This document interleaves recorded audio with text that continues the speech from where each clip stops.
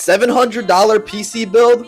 Don't even worry about it. I got you. And as always, we're going slideshow style. Today, we're going to be using eBay to max out our price to performance. A Ryzen 5 5600X off of eBay, preferably with the cooler, for 99 bucks. Grab any micro ATX motherboard for a reasonable price.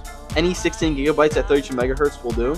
Then just pick yourself up a Gen 4 SSD at 1 terabyte. I don't like to get used one. The GPU, we're going to go with an RX 6700 XT, 12 gigabytes. This one you can get for 285 bucks.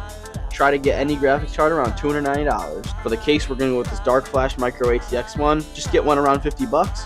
And for the power supply, any B tier or high C tier power supply would work. This is the full list. Total of $702.79 before taxes and shipping.